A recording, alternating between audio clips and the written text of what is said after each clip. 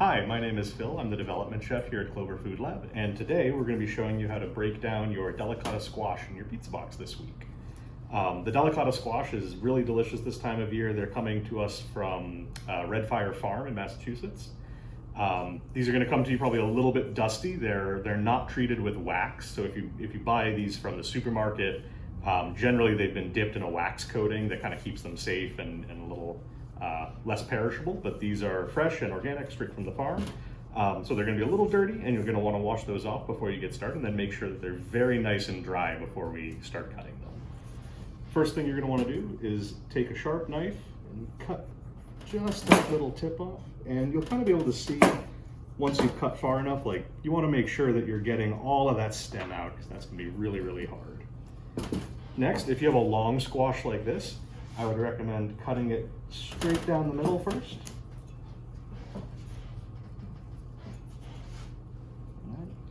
Try to get that as stable as possible and cut it straight in half. There you go.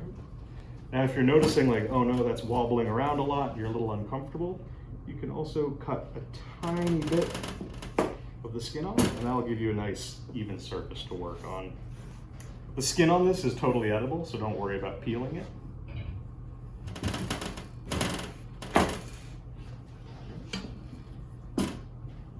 And once you've done that, you can take a spoon. This one might be a little bit bigger than you need, but just use a spoon to carefully scrape out those seeds.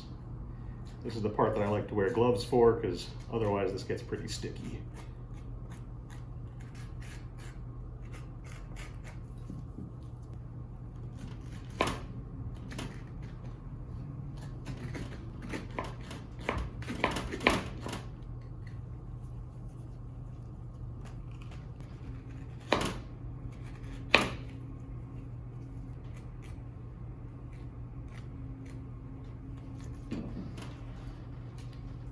All right.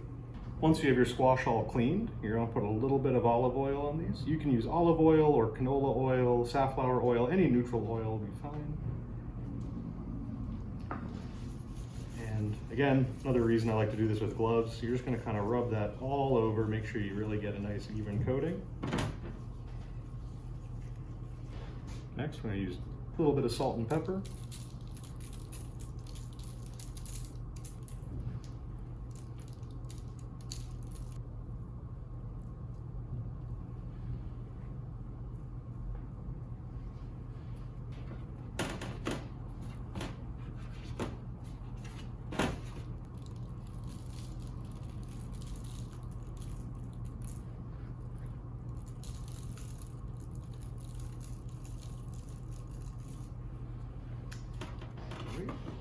I'm going to flip these back over. And these are going to get roasted at 425 degrees for about 20 minutes altogether, but halfway through you're going to want to flip them over so they get nice and even browning. Okay. All right, so after about 20 minutes when these come out of the oven, a really good way to test if they're done is take the tip of a sharp knife and just gently poke right into the middle, and it should go in with basically no resistance. So once these are cool enough to handle, you're going to want to put them skin side up. This will make it a little bit easier for you to cut through. And just cut those into nice little half ones.